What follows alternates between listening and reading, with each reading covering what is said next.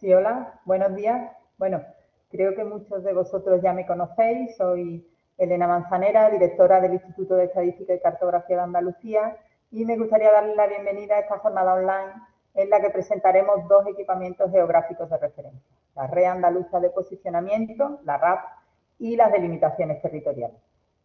El primero de ellos es el marco geodésico de referencia de la Comunidad Autónoma Andaluza, y el segundo es el que establece los límites jurisdiccionales de los municipios sobre los que después se desarrollarán las planificaciones sectoriales. Como infraestructuras geográficas de referencia, constituyen la información básica de referencia para la producción de información geográfica y cartográfica oficial. En consecuencia, el IECA dedica un gran esfuerzo al mantenimiento de ambos proyectos, en un claro compromiso por ofrecer datos de referencia de calidad que garanticen a su vez la calidad de los datos geoespaciales producidos utilizando esta información. En esta jornada, por tanto, hemos aunado dos proyectos que de alguna manera también se sitúan en extremos opuestos. Por un lado, la RAP, como un proyecto moderno, innovador desde el punto de vista tecnológico, y por el otro, las delimitaciones territoriales, un proyecto basado en la arqueología topográfica, en la recreación de técnicas y cálculos del siglo XIX. La Red Andaluza de Posicionamiento es un servicio público y gratuito de posicionamiento por satélite con precisión centimétrica ofrecido por el Instituto de Estadística y Cartografía de Andalucía. En este tipo de infraestructuras, Andalucía fue pionera, ya que la RAP se creó entre 2004 y 2005, entrando en pleno funcionamiento en 2006. En aquel momento, la red GNSS estatal carecía de la suficiente densidad para dar servicio en la región, por lo que desde el IECA se vio claramente la necesidad de establecer una red autonómica que cumpliera los estándares nacionales e internacionales.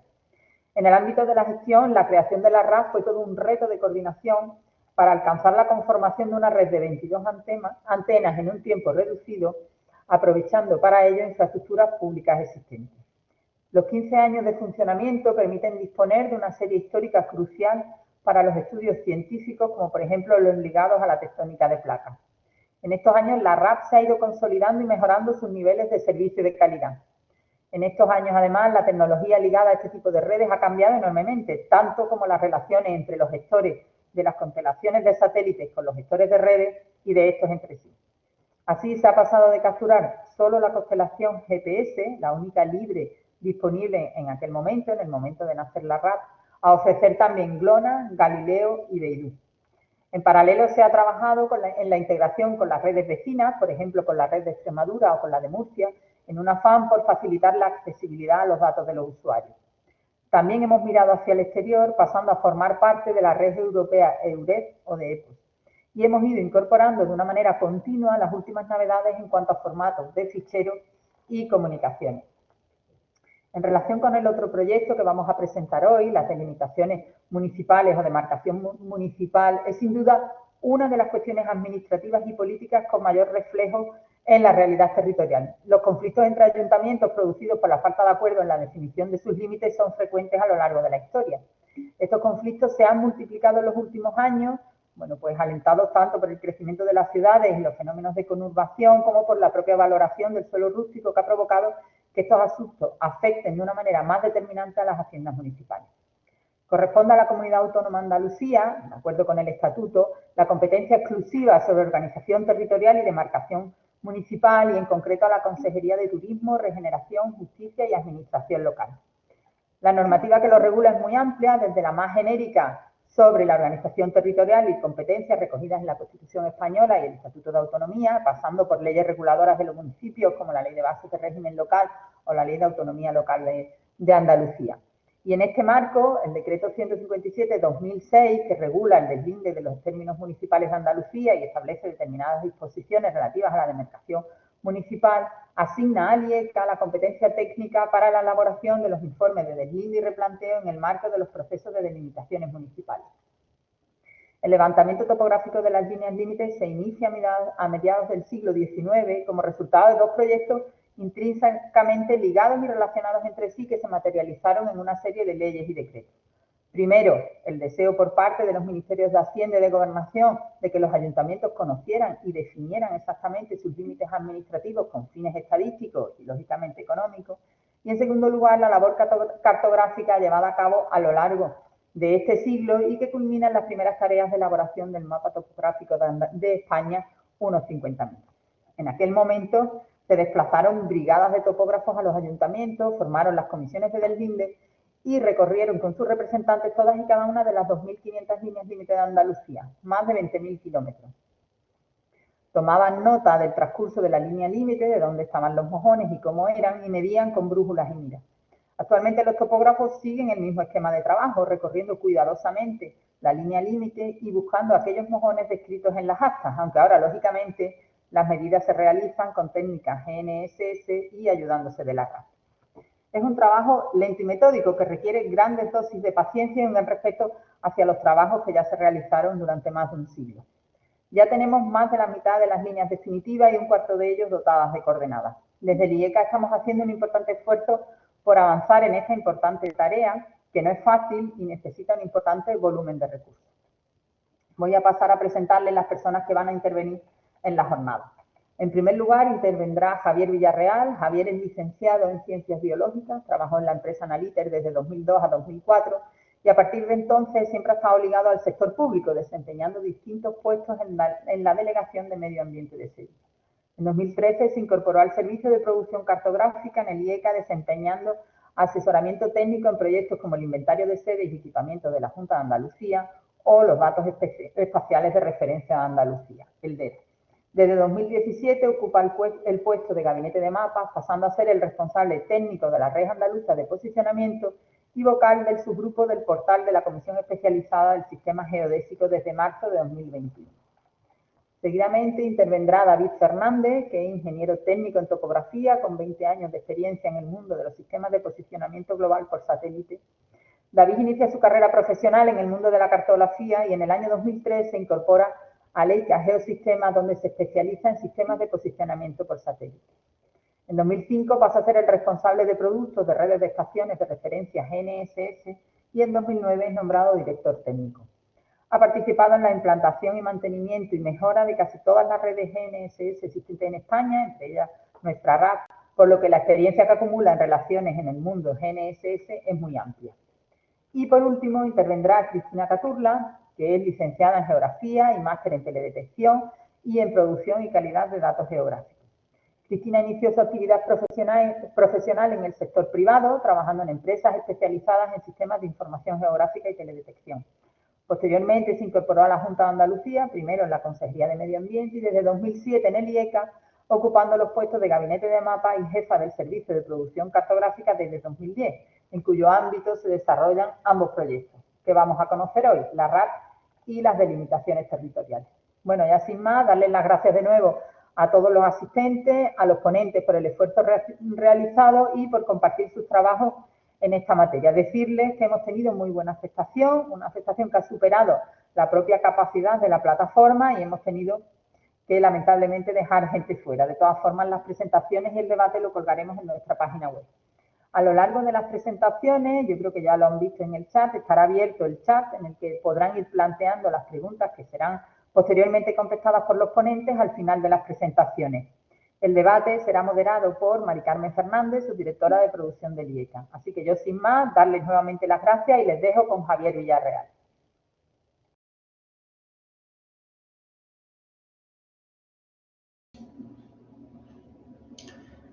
Buenas tardes. Voy a compartir la presentación. Bueno, vengo a presentarles la Red Andaluza de Posicionamiento. La Red Andaluza de Posicionamiento es una red GNSS activa, un servicio público y gratuito que ofrece el Instituto de Estadística y Cartografía de Andalucía. Funciona, como no podría ser de otra forma, 24 horas al día, 7 días a la semana y ofrece precisión centimétrica en tiempo real e incluso con más precisiones por proceso, evidentemente, de una forma continuada. Vamos, desde sus orígenes, aquí tenemos un mapa de las redes geodésicas GNSS en España en 2007. La Red Andaluza de Posicionamiento llegó para cubrir el hueco que existía y la necesidad de este tipo de tecnología en la sociedad en aquel momento, ya sea por necesidades topográficas, cartográficas, para apoyo de vuelos fotogramétricos, producción de cartografía urbana, grandes obras civiles. La red andaluza de posicionamiento vino a cubrir esa necesidad de una mejora de la precisión que aportaba la tecnología GPS y que se conseguía mediante la tecnología de correcciones diferenciales.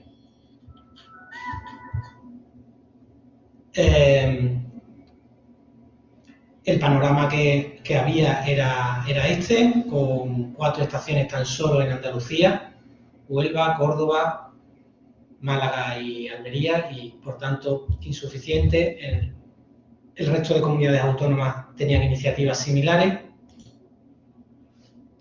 De esta forma, en 2004 se tomó la decisión, comenzó con el diseño del proyecto, y la primera estación fue la de Cádiz, que se instaló en 2005, de manos del asesoramiento técnico de la Facultad del Laboratorio de Astronomía y Geodesia y Cartografía de la Universidad de Cádiz. De esta forma, y en un trabajo enorme en aquellos tiempos, a lo largo de los años 2006-2007, se llegó a la instalación de esas 22 antenas, un tiempo prácticamente récord, con unas características de diseño en las que se potenciaba que la distancia entre estaciones no fuera superior a 70 kilómetros. Se eligieron las capitales de provincia y Algeciras, y se completó la selección de espacios con ese criterio: no más de 70 kilómetros entre estaciones, localizar edificios públicos que pudieran albergar estas estaciones.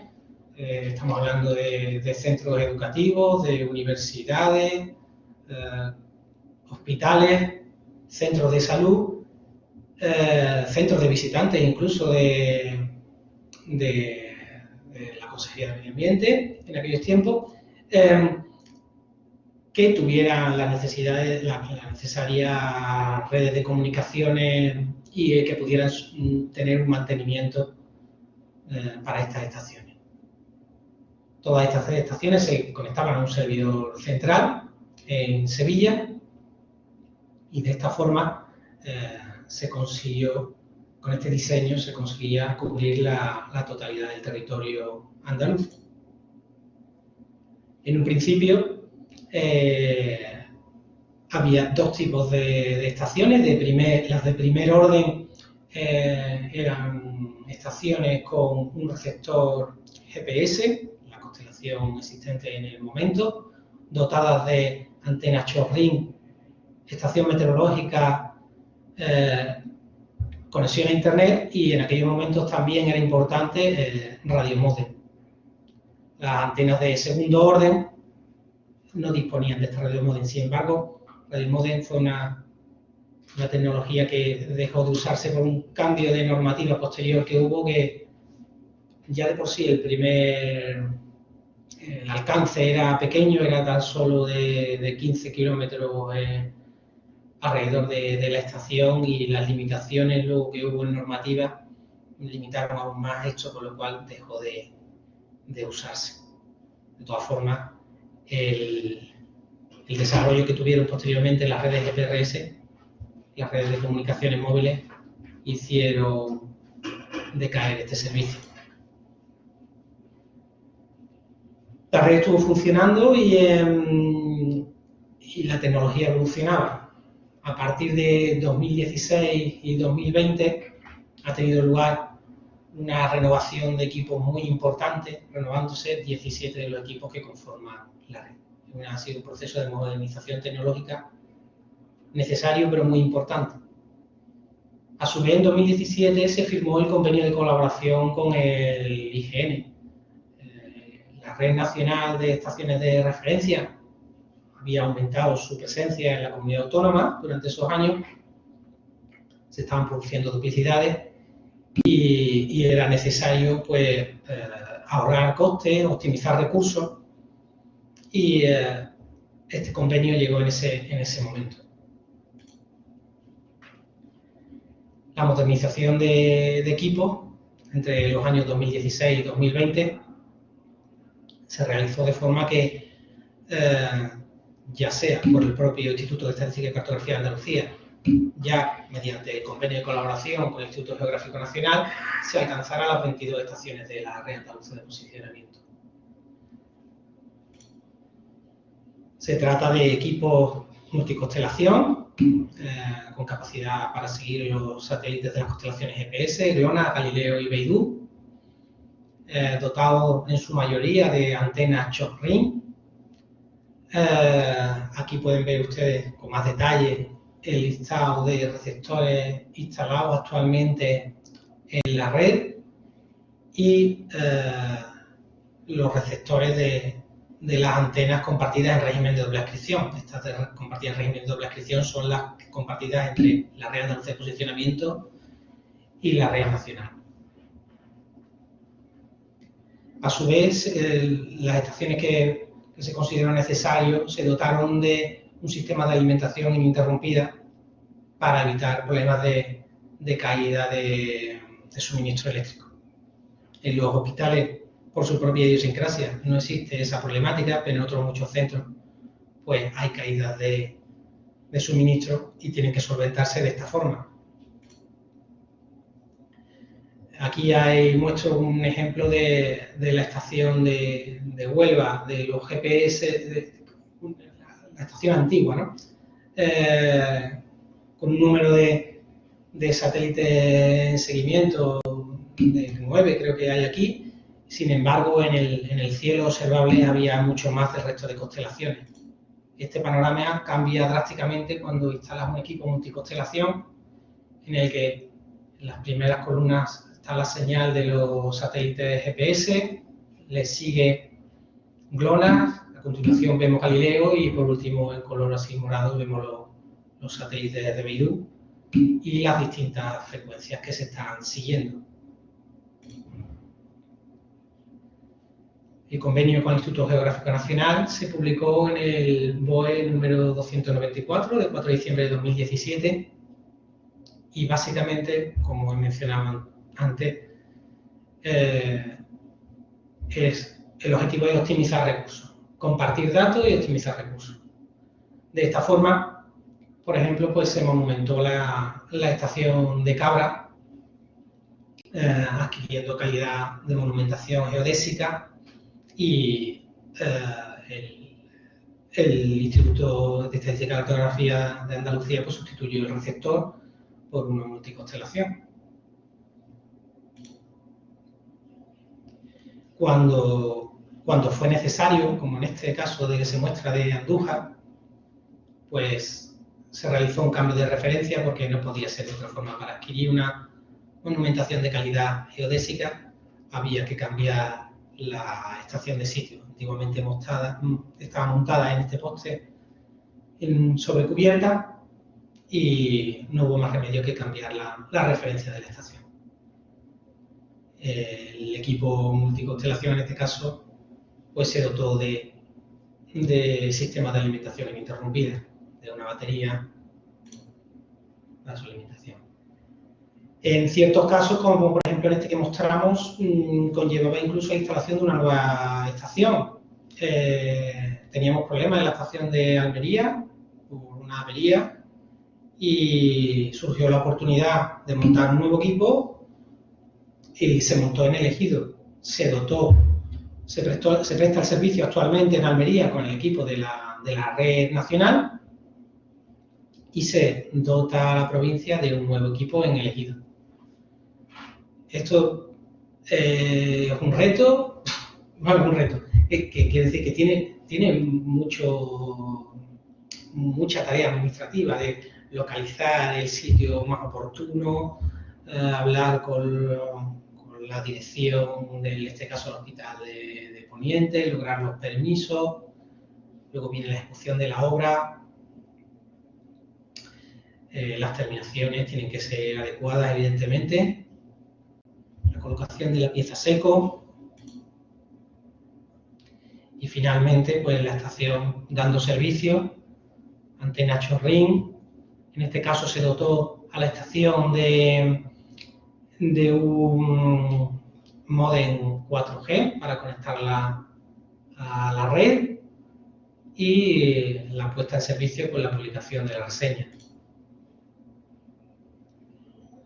De esta forma, otra de las importantes contribuciones que tuvo la firma del convenio fue la incorporación de 13 estaciones más al servicio de la red andaluza de posicionamiento, al servicio de la RAP,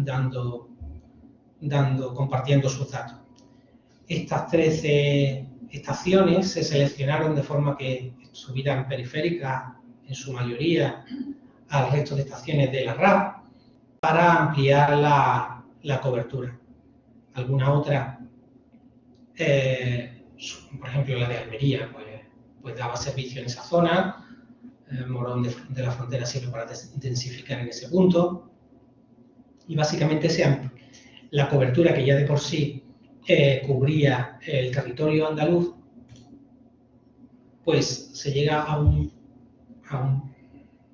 área de cobertura como esta, en la que es muy importante en el producto de solución de red, de correcciones diferenciales mediante solución de red. Esto es posible cuando estás en la zona cubierta por las estaciones, en la zona interior.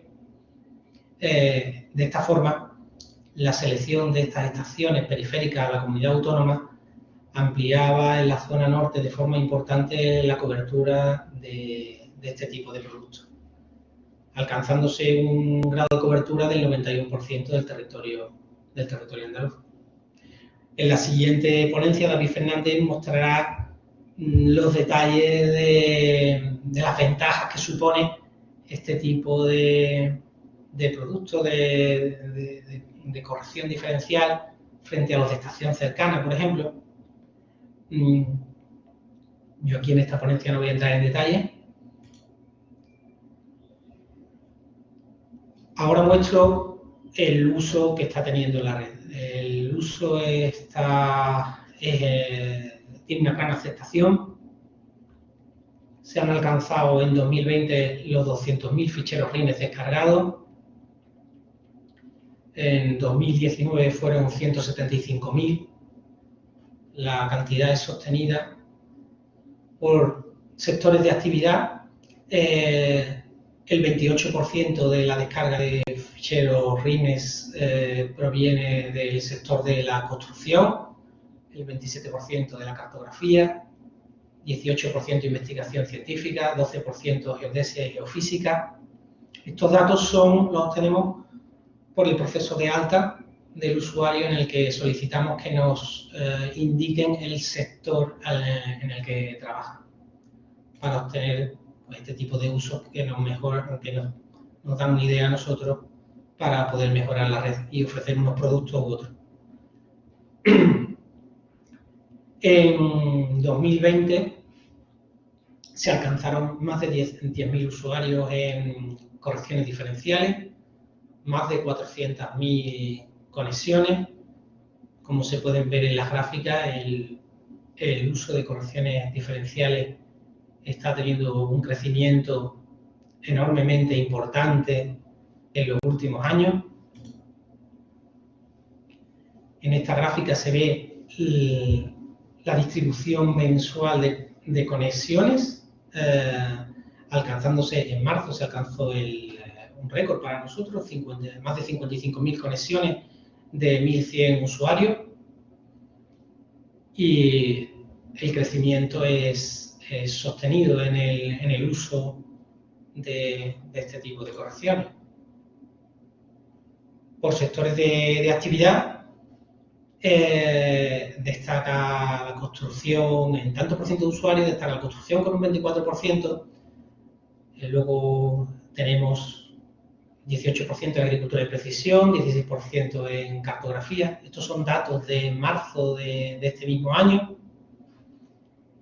En tanto por ciento de conexiones por actividad, 25% construcción, 28% agricultura de precisión, 11% de cartografía, 27% otros. Este tanto por ciento tan elevado de otros se deba quizá a que hay muchas empresas que se dedican al alquiler de estos equipos y se dan de alta para diversos usos de distintas actividades y no declaran una actividad concreta, sino que seleccionan directamente otros. Pero es de destacar el amplio uso que tiene la RAP en agricultura de precisión y que está subiendo en los últimos años. No era el uso típico, lógicamente, cuando empezó la Red Andaluza de Posicionamiento y, sin embargo, en la actualidad da un soporte muy importante la RAP a este sector tan relevante en la modernización tecnológica del campo y en este sector. En cuanto a la distribución geográfica de las conexiones, aquí se ve la distribución de conexiones que hubo en febrero de 2019. Se puede ver el amplio uso que hay en zonas más pobladas, en capitales de provincia y en zonas de costa, sobre todo debido al factor de la construcción. Aquí vemos febrero de 2020 y marzo de 2021. El patrón es similar y se ve pues, las zonas más densamente pobladas, pues donde la actividad constructiva y también de infraestructura.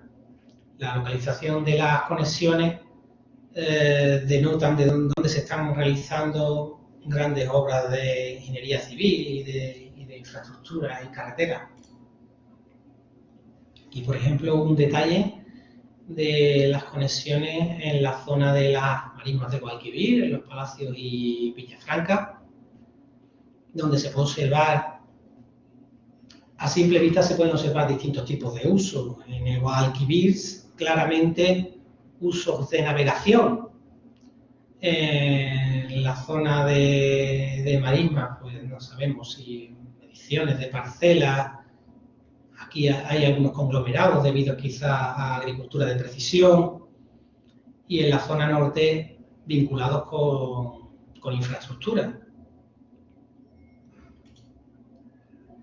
Precisamente, aquí muestro un ejemplo donde se ve sobre la cartografía, conexiones realizadas en fase de replanteo de obras que luego se materializan y se visualizan en la ortofotografía como ya infraestructuras construidas, ¿no? A su vez, el portal web de la Red Andaluza de Posicionamiento se ha ido modernizando. Por ejemplo, el mapa de estado de estaciones ahora muestra también los GPS fijados de las constelaciones. Se puede acceder fácilmente también a las fichas de la estación y a su serie temporal.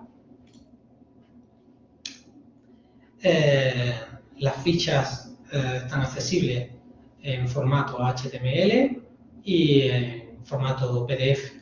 A su vez, también está el acceso a los log sheets de las estaciones que se encuentran alojados en el portal M3G de EUREF.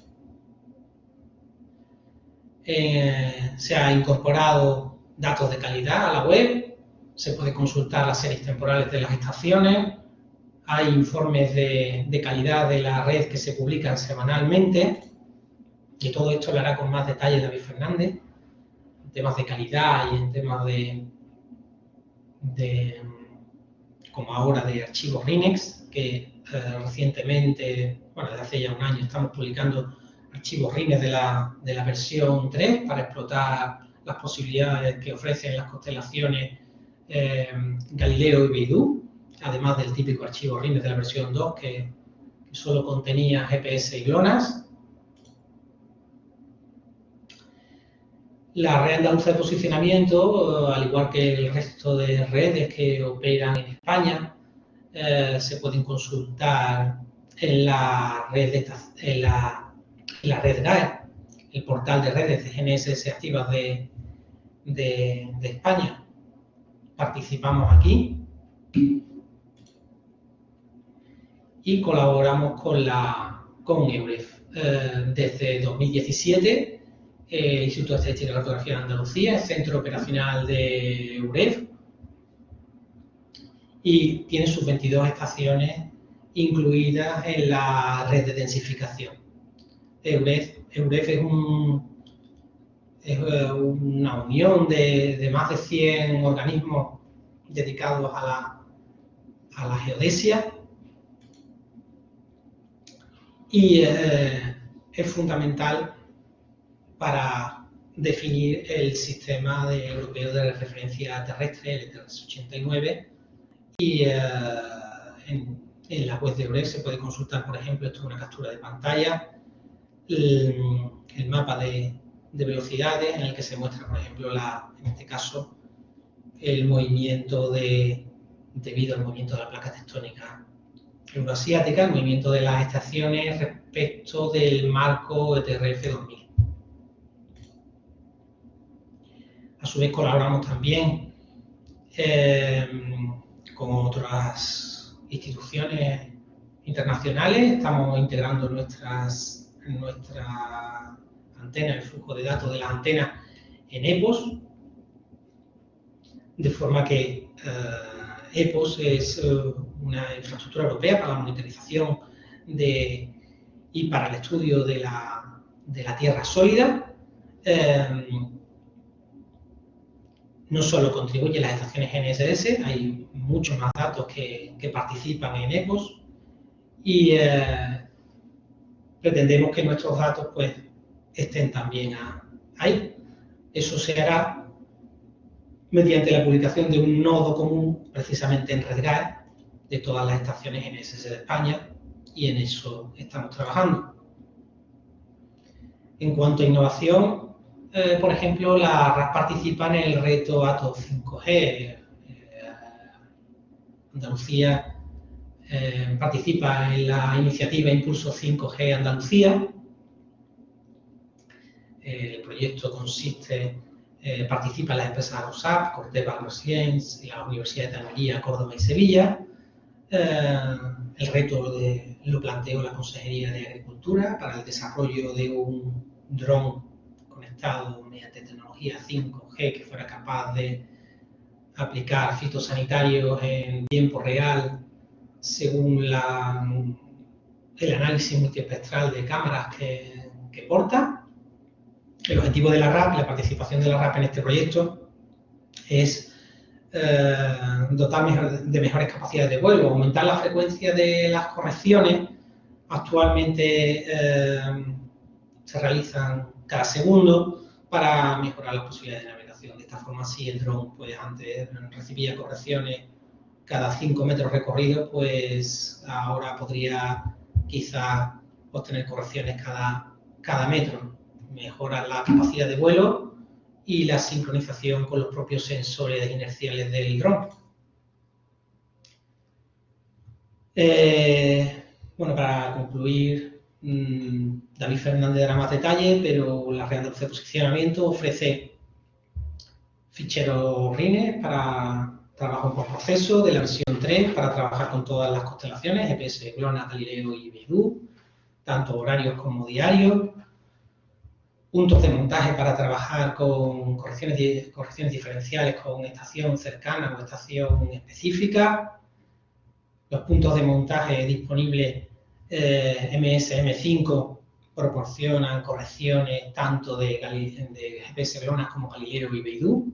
Y puntos de montaje de solución de red con las constelaciones GPS, GLONASS y Galileo. Es un servicio público y gratuito, como se ha dicho, y el único requisito es registrarse en el portal, darse de alta y enviar un correo electrónico a la dirección que muestro, altantrip.yec@juntaandalucía.es con el asunto RAP, ntrip y el nombre de usuario elegido. Requerimos el alta para precisamente poder tener el contacto de los usuarios y saber a qué sector pertenecen y es el único, digamos que no tenemos mucho contacto con los usuarios. De hecho, quiero destacar el correo electrónico de ram.yec@juntaandalucía.es. Todas las dudas, consultas, impresiones que tengan sobre la Red Andaluza de Posicionamiento se pueden realizar a ese correo. Nos interesa saber las impresiones de los usuarios, cómo se mueve el sector.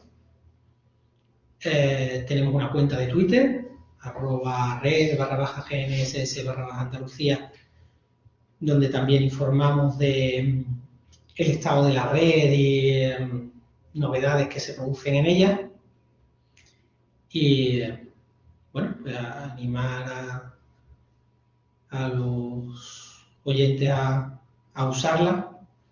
Y a continuación David Fernández pues mostrará con más detalle pues usos de la red y controles de calidad que se realizan en ella. Muchas gracias.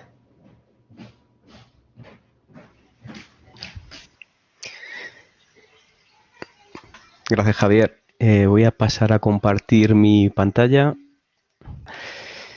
Voy a presentar la parte de gestión y control de calidad y servicios de la RAP. Espero que sea interesante. Cualquier cosa nos vais dejando en los comentarios y podemos ir respondiéndolos a posteriori. Bueno, vamos a ver la parte más gestión y control de la red, cómo la llevamos a cabo a nivel técnico. Dentro de la RAP trabajamos en muchas áreas, pero la principal es ver la estabilidad del sistema, que el software y el hardware se comporten adecuadamente y que tengamos todos los servicios activos y estables durante la mayor parte del tiempo posible. Esto nos conlleva a tener que hacer pues muchas cantidad de tareas diferentes. Algunas de ellas son tareas diarias, otras son tareas semanales, otras tareas mensuales. Entre las tareas diarias que llevamos a cabo normalmente es el control del tiempo real, de ver que todas las estaciones de referencia estén funcionando correctamente, se haga un seguimiento activo de todas las constelaciones y una buena relación señal-ruido de las señales que seguimos. ¿Esto qué nos permite? Bueno, nos permite comprobar que luego al utilizar estos datos para los clientes y generar los productos y las soluciones, vamos a poder tener una buena calidad de los datos. Como os ha comentado antes Javier, la RAP se actualizó hace muy poco a Galileo y Beidou, aparte de GPS y GLONASS que ya teníamos anteriormente. Esto no solamente supuso la integración de 2 constelaciones nuevas, sino además incrementar el número de señales que somos capaces de gestionar. Hasta hace unos años, cuando trabajábamos con GPS y GLONASS nada más, estábamos trabajando con equipos que seguían las señales L1 y L2 de estas constelaciones. Al pasar a actualizar a Galileo y Beidou, no solamente integramos las nuevas constelaciones, sino que integramos una tercera frecuencia, sobre todo pues en GPS la L5, en GLONASS, bueno, todavía no está activa, pero la L3, que sería la tercera frecuencia de GLONASS. Luego en Galileo estamos hablando de 2 frecuencias adicionales, la E5A y E5B. Además de ALBOC, que es la 5A más B, y en Beidou estamos hablando de B1, B2 y recientemente integraremos la señal B3. Bueno, ¿esto qué nos mejora en campo, ¿no? Todas estas cosas. Luego vamos a verlo más detenidamente, pero sobre todo anticipo que mayor cantidad de satélites en el cielo y mayor cantidad de señales va a redundar en que vamos a poder tener posición en lugares más complicados, en entornos más difíciles y sobre todo una estabilidad en el posicionamiento continuo durante las diferentes horas del día.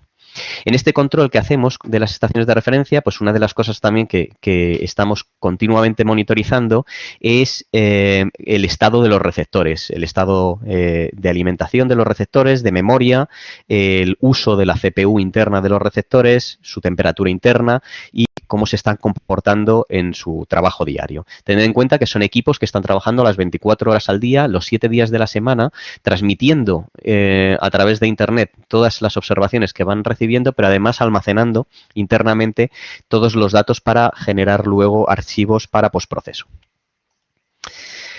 La siguiente es, bueno, en el propio software que tenemos ya de monitorización dentro de la red, hacemos el control del servicio de correcciones y de la solución de red.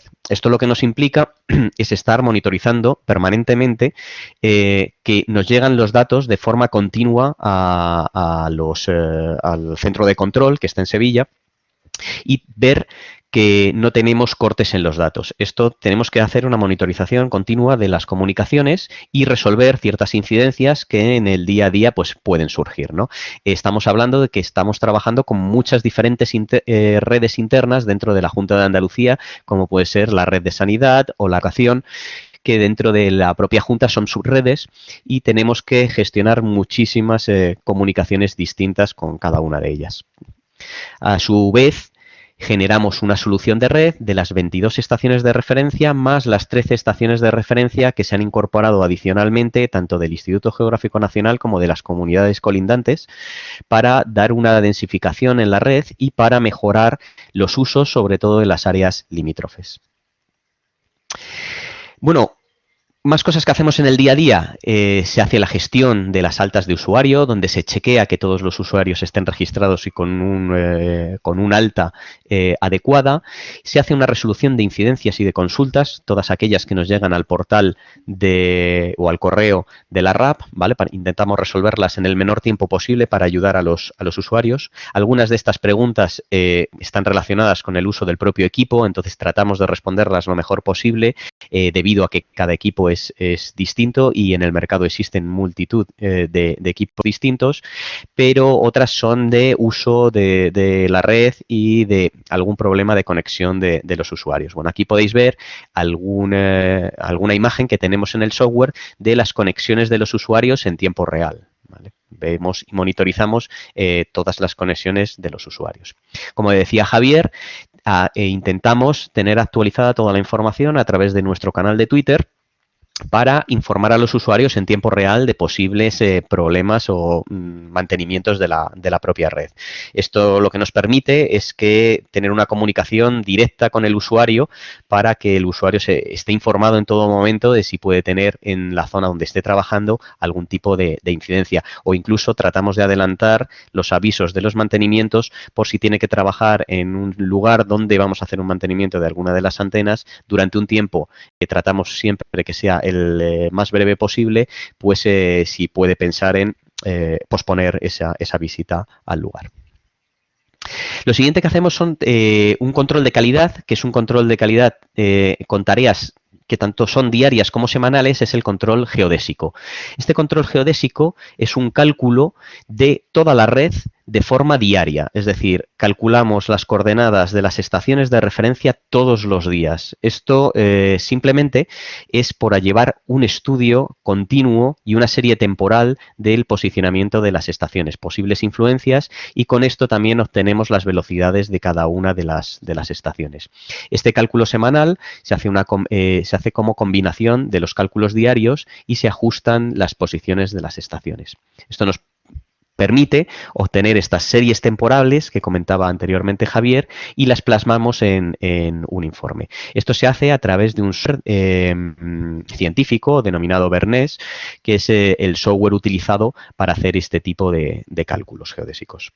Todos los informes se van colgando en la página web y pueden ser consultados por los usuarios si tienen curiosidad de cada uno de los equipos.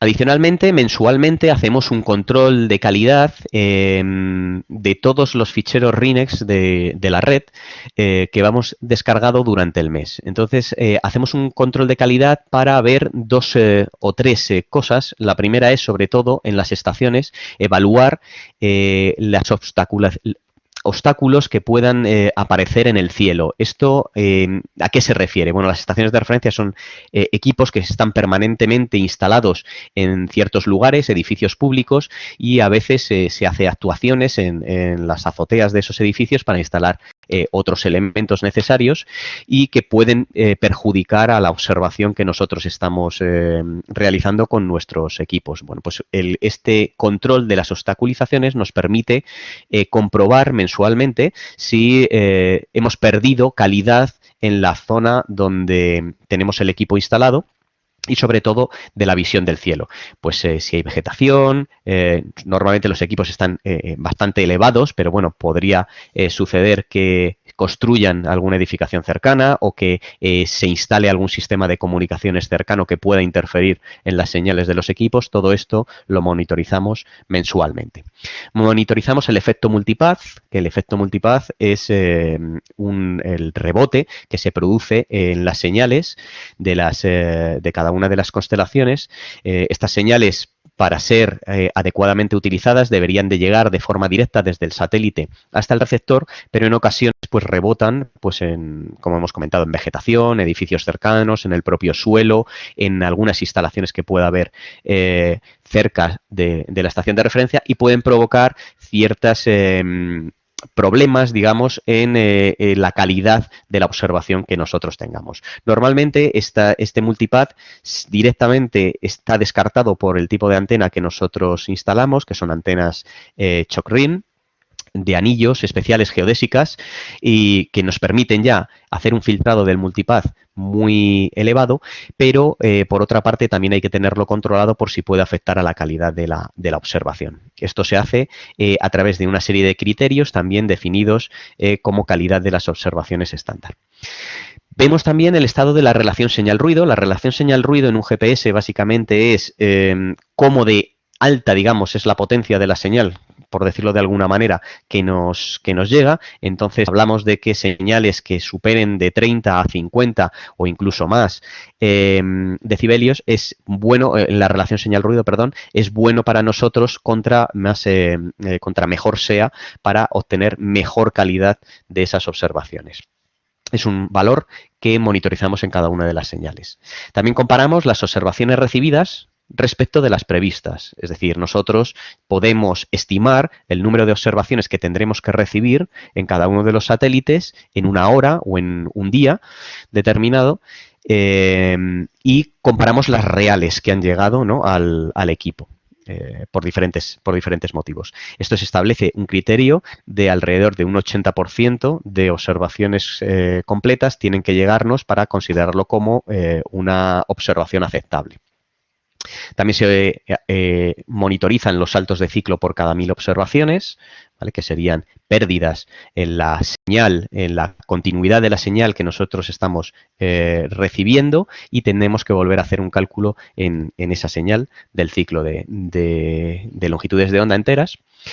Y la estabilidad de la posición, ¿vale? Esto, sobre todo, lo que nos permite ver es que la monumentación es adecuada, que no hay ninguna monumentación que esté moviéndose, por decirlo de alguna manera, o alguna actuación que provoque que el equipo se haya desplazado. Y también monitorizamos la cantidad o la disponibilidad de los datos de las estaciones de referencia que han sido almacenados en los receptores y que han sido volcados en la página web. Estas son las tareas más cotidianas, las tareas del día a día, pero también llevamos a cabo unas tareas a nivel anual. Estas tareas anuales se componen sobre todo de la inspección de las estaciones de referencia. Se hace todos los años una revisión de todas las estaciones de referencia presencial. Es decir, nos desplazamos independientemente de que estén funcionando o no, y que estén funcionando correctamente, nos desplazamos anualmente al lugar al centro, y observamos sobre todo el estado de la monumentación, si hay algún tipo de corrosión, si ha efectuado algún tipo de actuación que haya podido afectarle, el estado de la antena, el estado del cableado, los elementos que puedan interferir y que hayan sido instalados nuevos o que hayan aparecido nuevos en el entorno.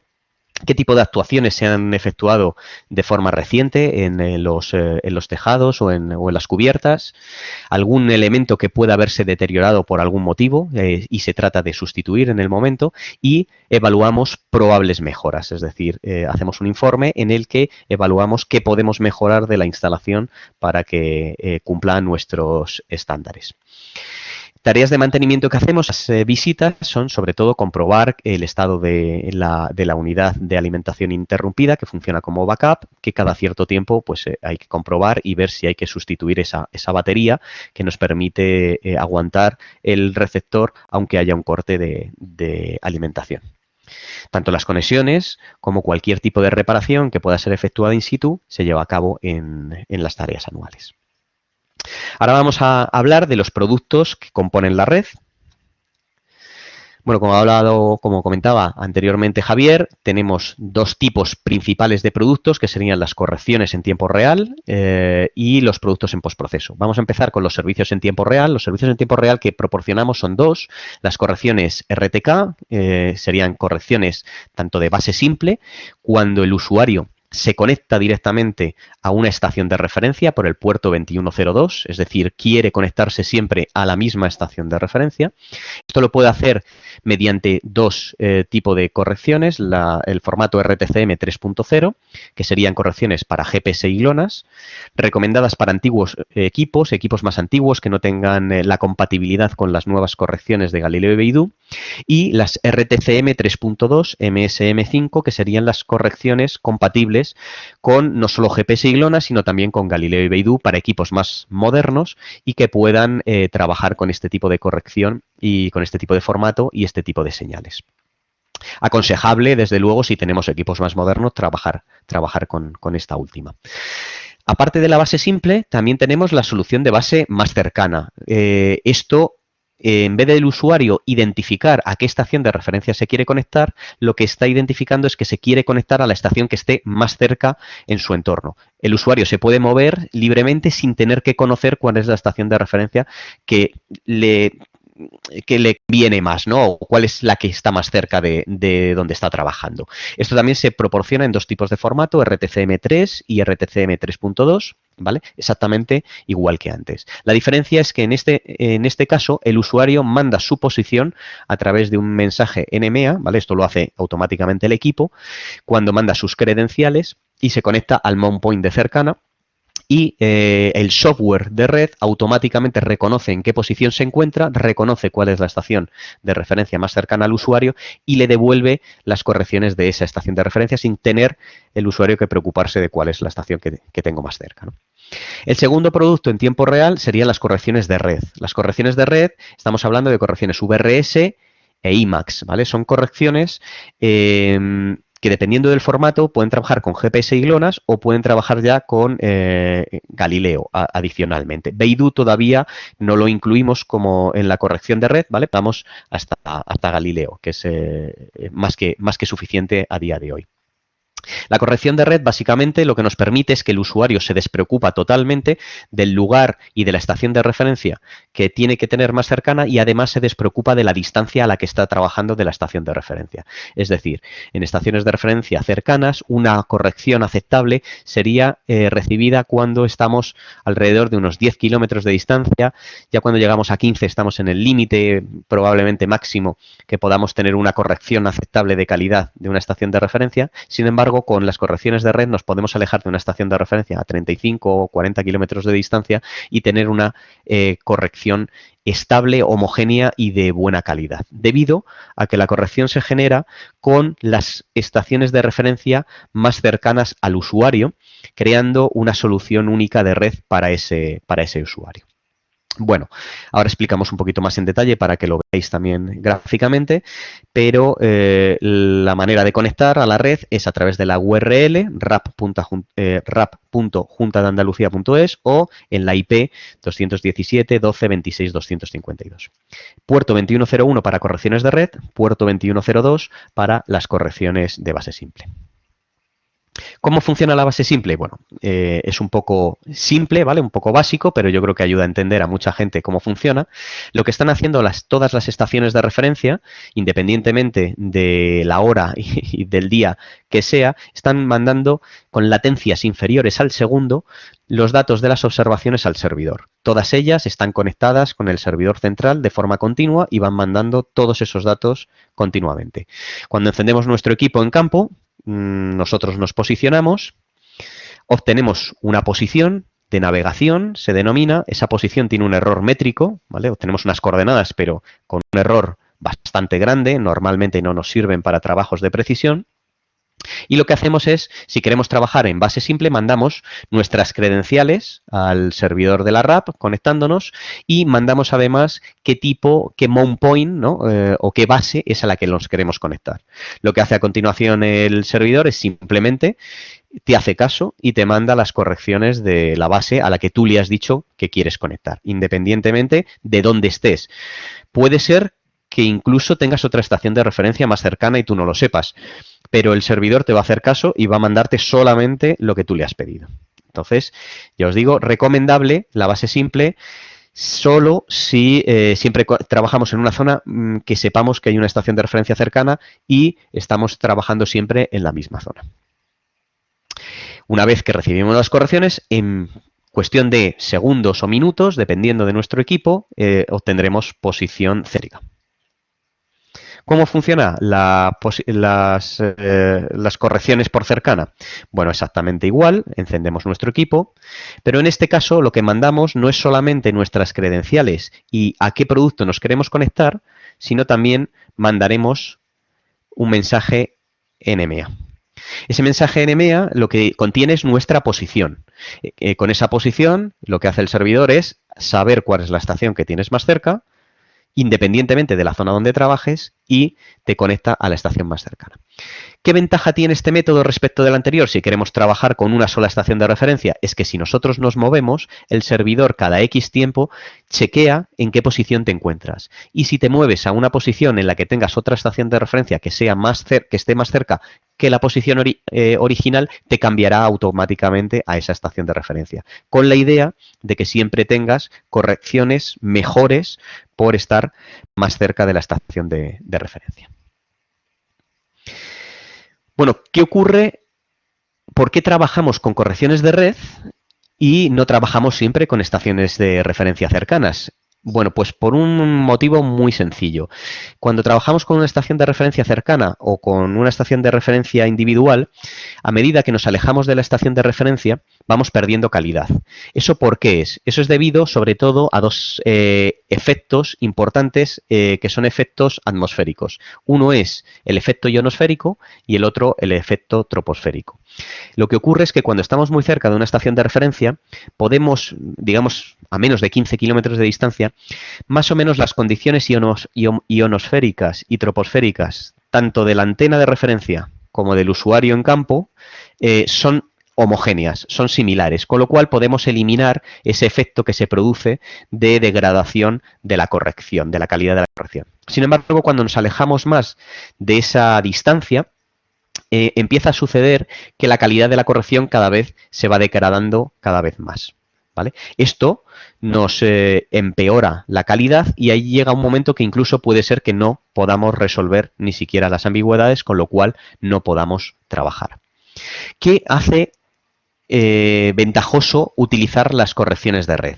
Bueno, la corrección de red lo que permite es reducir la influencia de estos errores dependientes de la distancia. La corrección de red crea una solución modelada individual para cada usuario, utilizando todas las estaciones de referencia que le rodean. Normalmente se trabaja con 5 estaciones de referencia que rodean al usuario.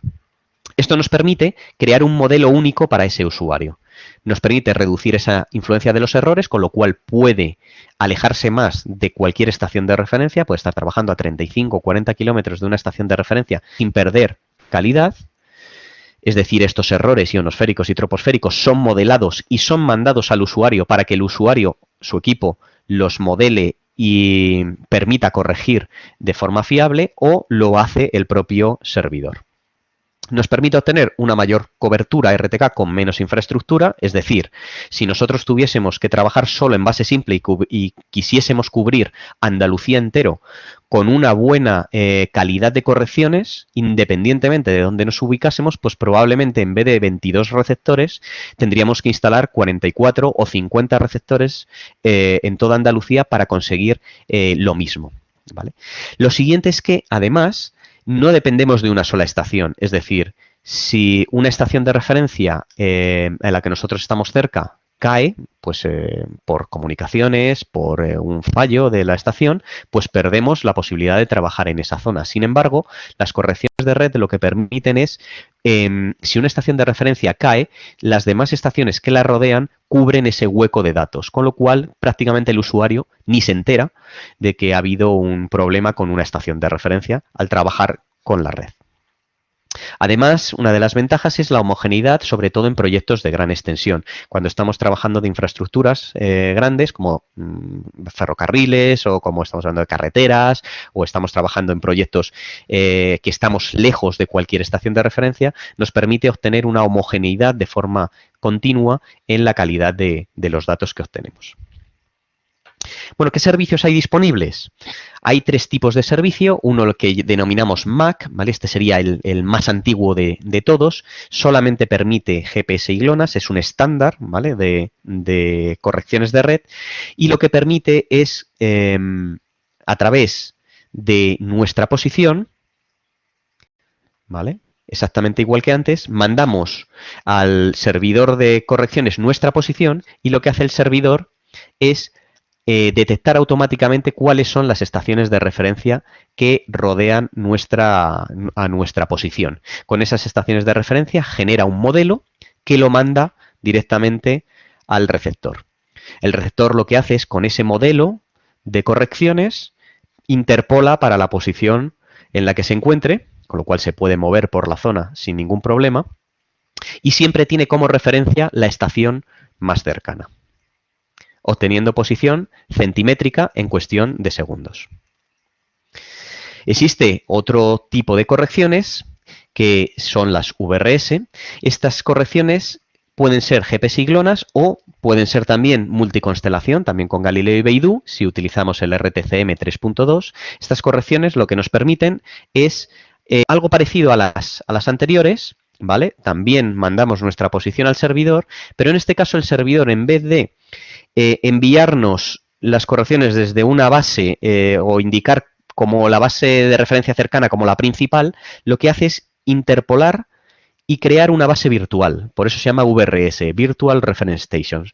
Lo que hace es interpolar como si tuviésemos una base de referencia justo al lado nuestro. Normalmente, pues entre unos 5 y 10 metros de distancia nos genera una base virtual y nos genera una corrección para esa distancia. Con lo cual nosotros lo que veremos, si chequeamos nuestro equipo, es que estamos corrigiendo con un equipo que se encontraría a 5 o 10 metros de nosotros.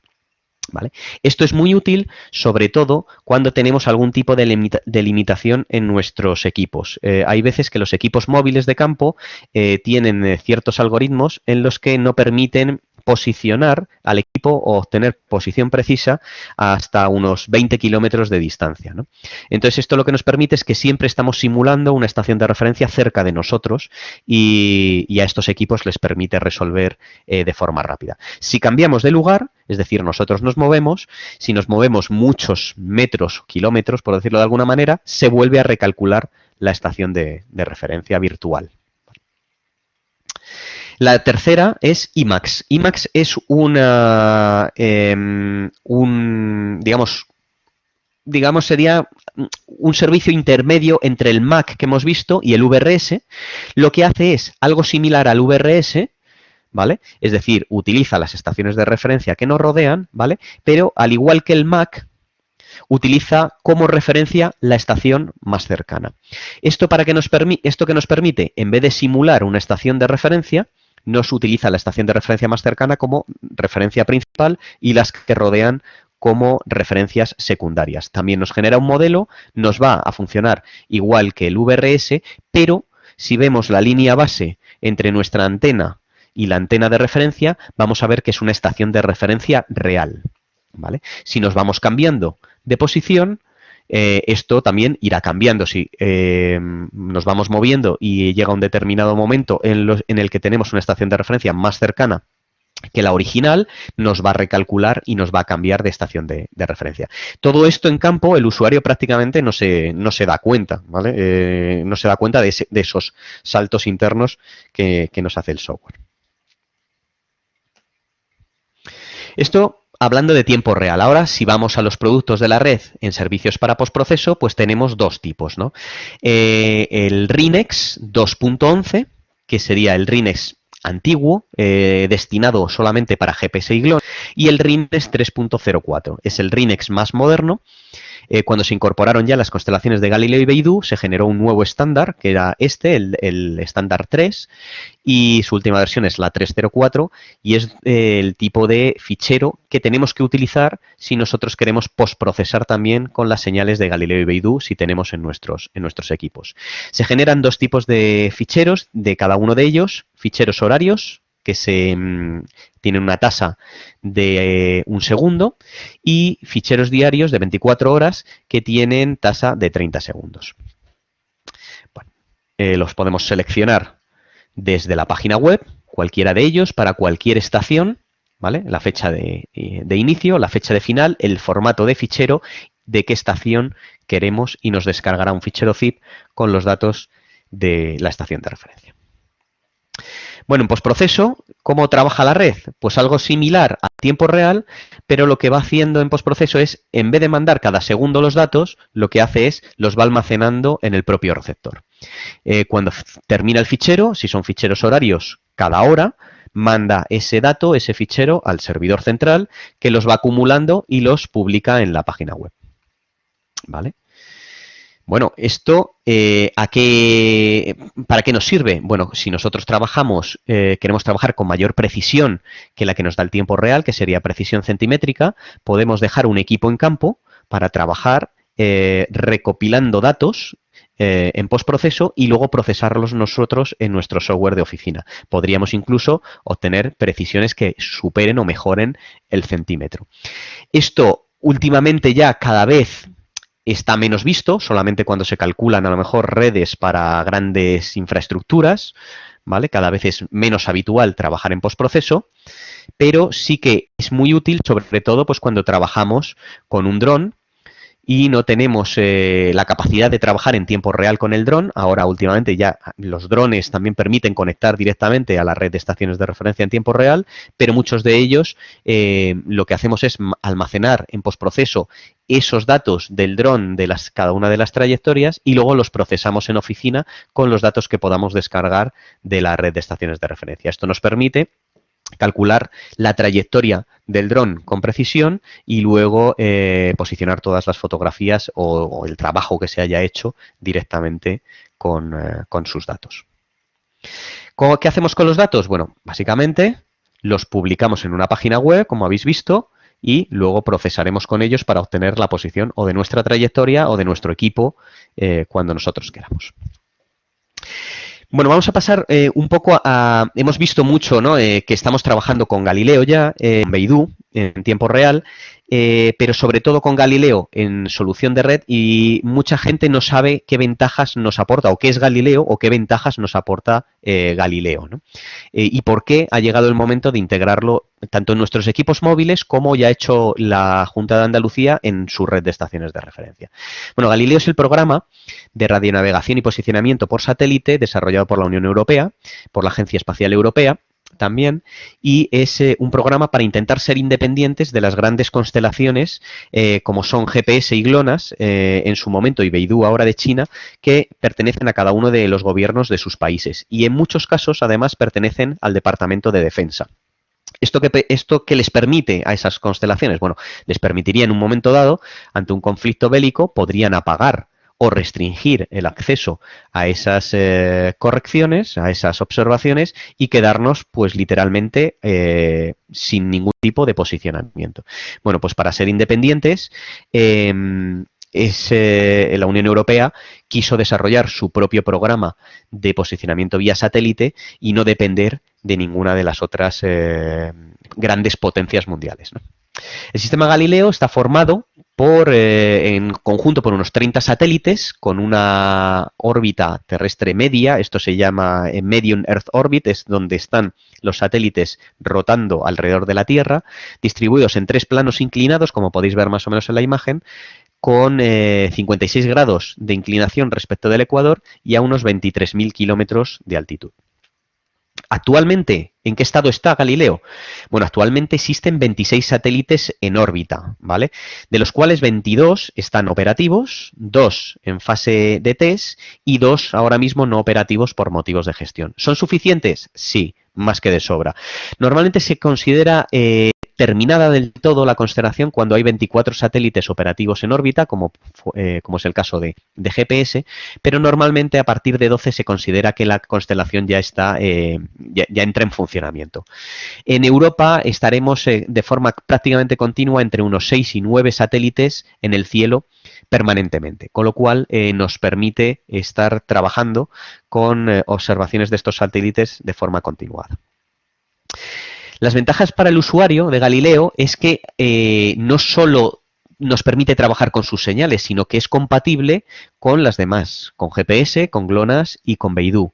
De hecho, muchas de las señales coinciden en los mismos rangos de frecuencias, con lo cual podemos trabajar con sus señales utilizando la combinación de frecuencias también de otras señales. ¿Qué nos permite o qué ventaja va a tener para el usuario? ¿Tiene para el usuario en campo? Bueno, lo primero es que reducimos el tiempo de inicializar en campo. El tiempo de inicializar es el que nosotros encendemos el equipo y tenemos una posición con precisión en poco tiempo, ¿no? Bueno, pues estamos hablando de que Galileo, si lo sumamos a GPS y GLONASS, reducimos prácticamente a inicializaciones por debajo del minuto en todos los casos. Esto es inicialización prácticamente estándar. Mejoramos hasta en un 25% el tiempo de inicialización que si usamos solamente GPS y GLONASS. Nos permite además resolver ambigüedades, es decir, trabajar en tiempo real a distancias mayores de las que podíamos hacer actualmente. Bueno, aquí hay límites que muchas veces los equipos rover, los equipos de campo, no pueden superar por sus propios software, ¿vale? Pero estábamos hablando de que antes podíamos inicializar incluso hasta 30 o 40 kilómetros de distancia de la estación de referencia más cercana, ¿vale? Serían límites bastante justos y ahora podríamos inicializar casi el 50% más de distancia. Esto sobre todo en soluciones de red lo podemos notar en la estabilidad de la posición, en lo rápido que nos va a inicializar y en la distancia a la que podemos inicializar de la estación más próxima. Otra de las grandes ventajas, y yo creo que es una de las principales, es que debido a la cantidad de señales que vamos a tener ahora en el cielo, si juntamos GPS con todas sus señales, L1, L2, L5, si juntamos GLONASS con L1, L2 actualmente, pero L3 en un futuro, si juntamos Galileo con E1, E5A, E5B, y si juntamos Beidou con B1, B2 y probablemente B3 en poco tiempo, pues incrementamos entre un 15 y probablemente más la cantidad de posiciones que podemos tener fijas en entornos más complicados. Estamos hablando de entornos más complicados pues en zonas estrechas donde la visibilidad del cielo está comprometida. Por ejemplo, en entornos urbanos donde trabajemos en calles estrechas y cuando antes lo hacíamos con GPS y GLONASS solo, no teníamos prácticamente señales y ahora cuando trabajemos con Galileo pues vamos a tener muchísimas más. Esto además nos implica una mejora en la fiabilidad, es decir, la red, la posición va a ser más estable a lo largo del tiempo. A ver las aplicaciones, rápidamente. Bueno, como muchos ya sabéis, sobre todo se vienen utilizando mucho en cartografía, ¿vale? En la generación de mapas, en topografía y en geodesia, ¿vale? Trabajando con equipos GNSS. En catastro, ¿vale? Para el trabajo en líneas límite, en actualización catastral, en GIS, desde luego, para inventarios, para mejora de bases de datos, posicionamiento incluso con equipos de menor precisión.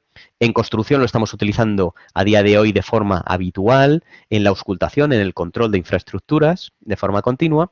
Como decía Javier, un gran uso ahora es en la agricultura de precisión, donde podemos extender mucho mejor abonos fitosanitarios, fertilizantes, haciendo pasadas que no se solapan entre ellas, con lo cual el ahorro y beneficio es muy importante de cara al agricultor. De hecho, también en el guiado, ¿no? de la maquinaria agrícola para automatizarla cada vez más.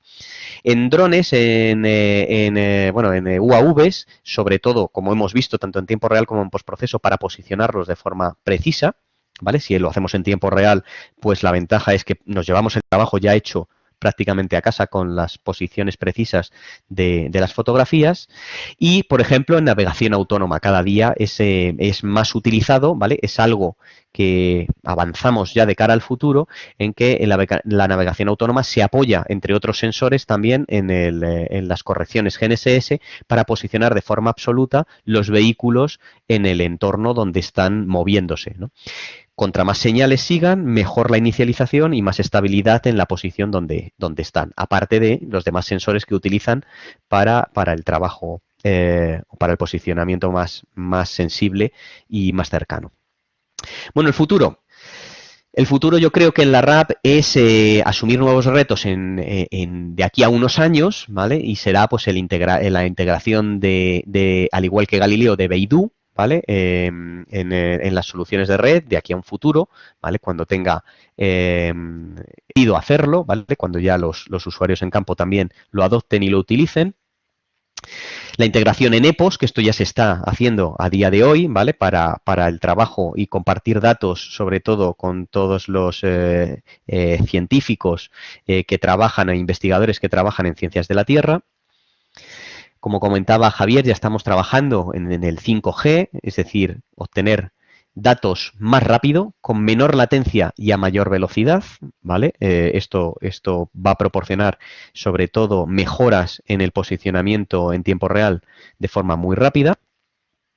Y como hablábamos recientemente en la navegación autónoma, sobre todo de todo tipo de vehículos, siempre lo enfocamos muchas veces a los automóviles, pero donde yo creo que se va a implantar antes va a ser en la agricultura, ¿vale? Guiando directamente a la maquinaria agrícola sin tener que tener un usuario conectado de forma o trabajando directamente en el tractor en campo, sino que directamente los equipos, los tractores y toda la maquinaria agrícola va a estar trabajando de forma autónoma sin tener que estar el agricultor en la maquinaria, ¿no? Subido en la maquinaria. Bueno, es todo. Por mi parte, muchas gracias por vuestra atención. Luego respondemos a las preguntas. No sé, dejo paso a los moderadores y a Cristina. Muchas gracias. Bueno, yo había ahora del proyecto de delimitaciones municipales, que además hoy, que es el día de San Isidro de Sevilla, patrón de los topógrafos y los cartógrafos, pues me parece un día perfecto para tratar este tema tan topográfico, ¿no? Bien, este es el esquema de la presentación, que básicamente me voy a centrar como es un tema puramente administrativo, de la gran importancia y la trascendencia administrativa que tiene, ¿no? Por las competencias que se ejercen en el territorio de los límites municipales. Pues voy a hacer un repaso de la legislación que aplica, vamos a ver el tema de la complejidad del estado jurídico y de las competencias sobre las líneas límite. Voy a mostrar el mapa de los trabajos realizados y pasaremos a hablar sobre todo de la metodología de los trabajos de replanteo. Pero realmente, quiero hablar... ¿Perdón? Bueno, quería empezar sobre todo con esta transparencia, ¿no? Con esta diapositiva, esta imagen, en la que, bueno, yo creo que queda claro y patente el porqué de los trabajos que se están realizando desde la Junta de Andalucía y en concreto desde el Instituto de Estadística y Cartografía, ¿no? Aquí tenemos 3 administraciones distintas, la local, la Dirección General de Catastro y aquí que queda englobada la Junta de Andalucía junto con el Instituto Geográfico Nacional, en el que se puede ver, bueno, pues que cada uno tiene una línea límite diferente, con todas las complicaciones que esto implica para los administrados y luego pues para las propias administraciones públicas, ¿no? ¿Consecuencia de qué? Pues consecuencia de que la línea roja que se puede ver es la que se acordó en aquel momento, a finales del siglo XIX, entre los 2 términos municipales. Ahora bien, ¿qué ha ocurrido? Bueno, pues que el territorio se ha desarrollado como se ha desarrollado, la actividad humana se ha ejercido y ha ido ampliándose y bueno, pues llega un momento en el que el PGO lo que trata es de recoger aquella línea límite que más se adapta a la realidad del territorio actual. ¿Qué ocurre? Bueno, pues que realmente esto no es lo que acordaron los ayuntamientos en su momento. Entonces, hay que retrotraerse a aquellos tiempos, al siglo XIX, replantear la línea en condiciones, y una vez que se ha replanteado la línea y se sabe aquello que acordaron, pues es el momento de utilizar las herramientas que ofrece la legislación para modificar la línea límite, caso de que fuera necesario y caso de que fuera oportuno realizar ese cambio de línea límite. Bien, entonces, empezando por el tema de la legislación, pues lógicamente tenemos que hablar primero de todo de la estatal, ¿no? La Constitución española, que dice claramente que el Estado se organiza territorialmente en municipios, provincias y comunidades autónomas. En segundo lugar, pues la ley de bases del régimen local, en la que dice que el término municipal es el territorio en el que el ayuntamiento ejerce sus competencias, ni más ni menos, lo cual quiere decir que tienen que estar muy claras estos límites en los cuales cada uno de los ayuntamientos va a poder ejercer sus competencias sin entrar en problemas con el ayuntamiento de al lado. A nivel autonómico, bueno, en el Estatuto de Autonomía se concede competencias exclusivas a la Consejería competente en materia de administración local. En el momento actual es la Consejería de Turismo, Regeneración, Justicia y Administración Local. Tenemos también desde el 2010 la Ley de Autonomía Local y luego la que realmente más determina los procedimientos a aplicar en el momento actual es el Decreto 157/2016, que es el que regula el deslinde de los términos municipales de Andalucía y establece determinadas disposiciones relativas a la demarcación municipal. Ya en este decreto se indicaba que era preciso que la Dirección General de Administración Local, conjuntamente con el IECA, redactara unas instrucciones técnicas en las que quedara perfectamente recogido cuál era el procedimiento para realizar los trabajos oportunos, bien de replanteo, bien de deslinde, que ahora veremos en qué consiste cada uno de ellos. Igual de importante o más son las sentencias judiciales y los dictámenes, sobre todo del Consejo Consultivo de Andalucía, que se han ido produciendo a lo largo de los años. ¿Por qué? Bueno, pues porque todos ellos han ido en el mismo sentido, ¿no? Que el deslinde válido, la línea límite válida, es aquella que se acordó en primer lugar y de la que se tiene constancia. No vale modificarla, digamos, a su antojo a lo largo del tiempo.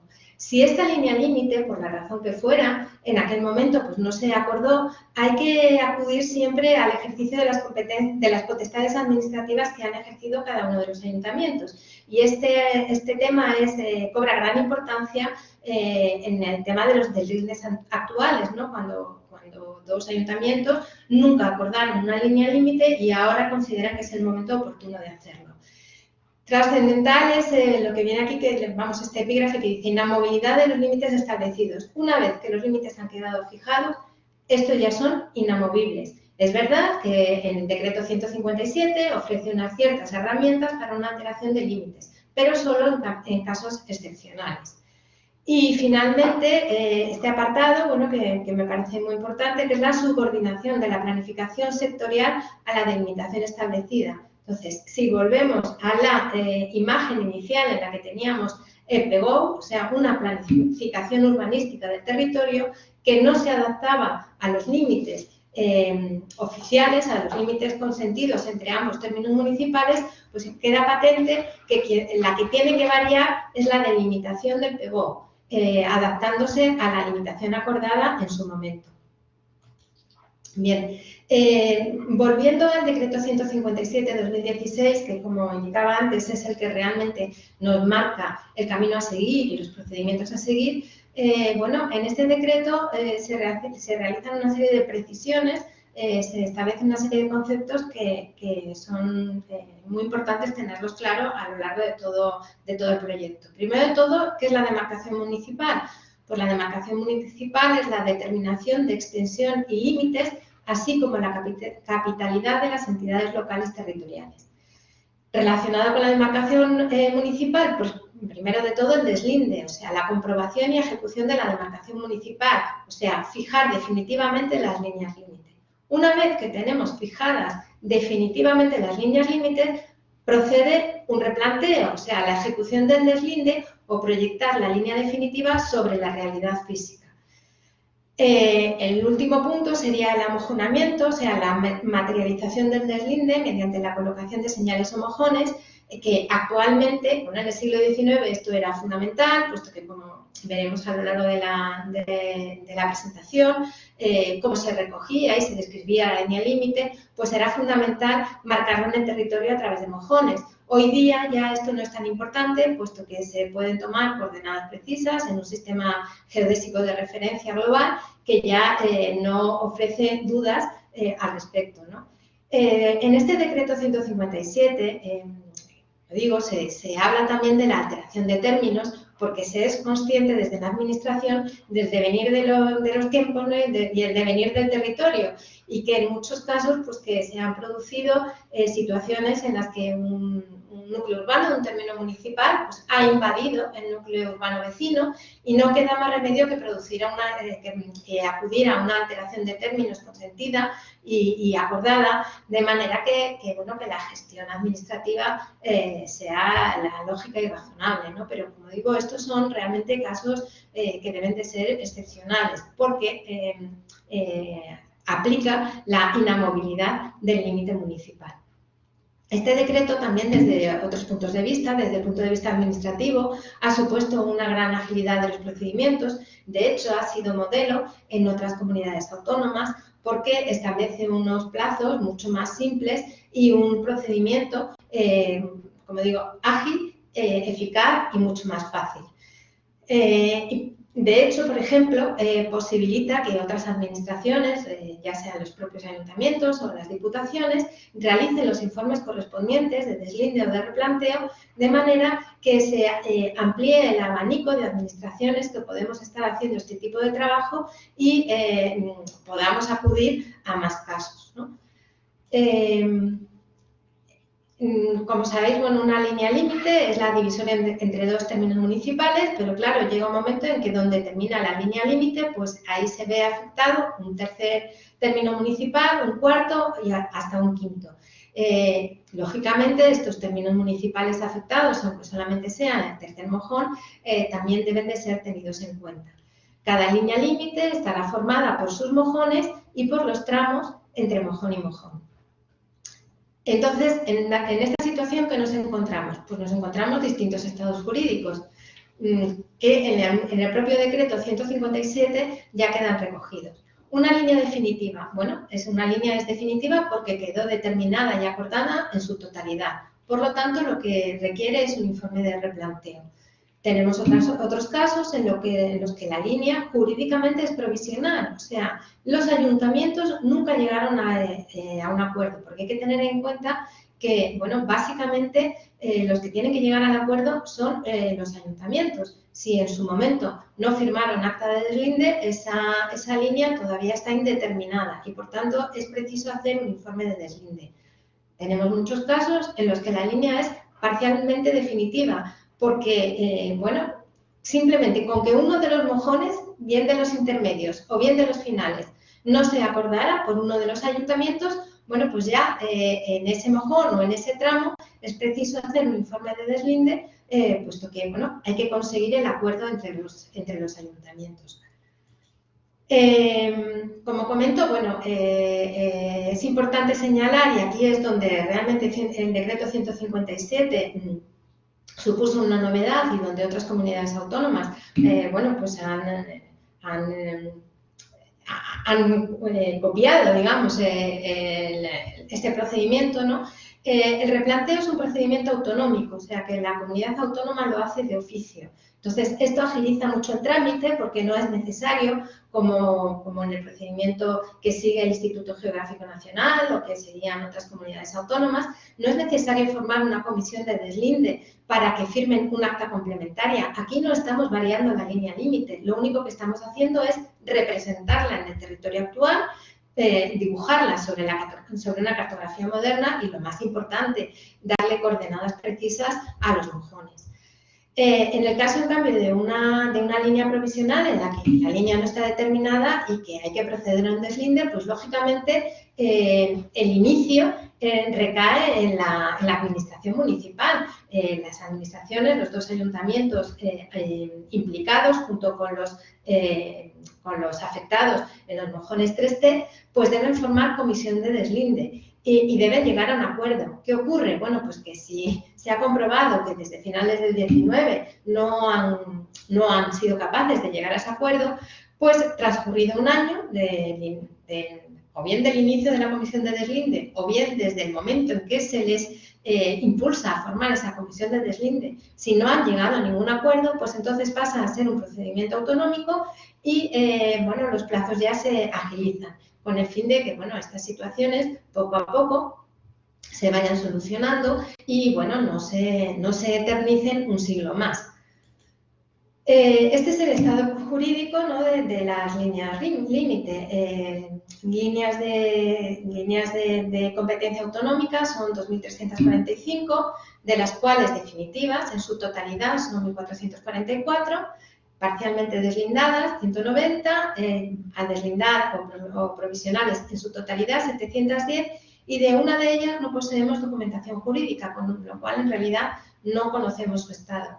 Sí quisiera indicar que, bueno, este es una primera aproximación que se hizo, un primer estudio que se hizo con la lectura de todos los documentos jurídicos que teníamos en nuestras manos. Es un estudio conjunto que se hizo entre el IECA y la Dirección General de Administración Local, pero ya nos ha ocurrido, y de hecho recientemente ha pasado, pues que, bueno, no era válida el acta del 19, sino que había que remontarse a un acta de 1699, acta que no conocíamos y que no habíamos leído.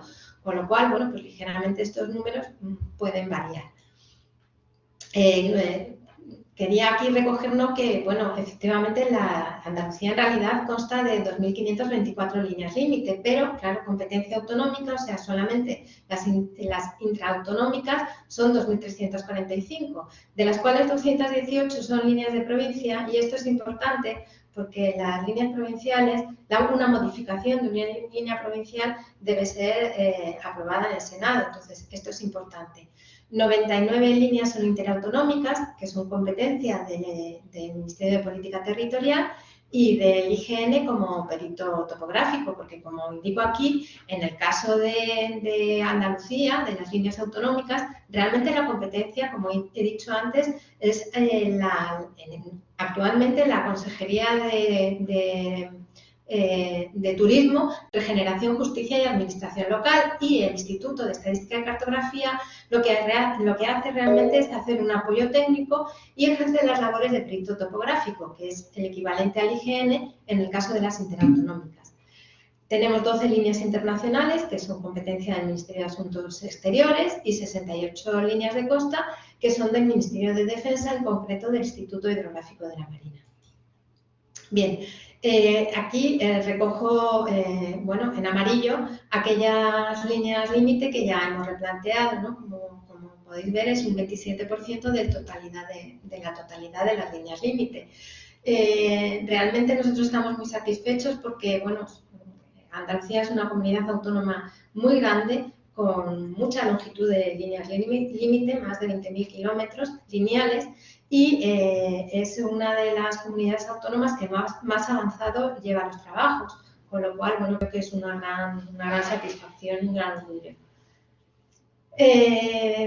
Voy a entrar un poco en la metodología de replanteo. Realmente esta metodología daría para horas y horas de hablar sobre ella, pues tanto por la riqueza de la documentación de partida, como bueno, por lo interesante de los casos que nos vamos encontrando, ¿no? Que cada línea límite, cada replanteo de una línea límite es particular y es especial.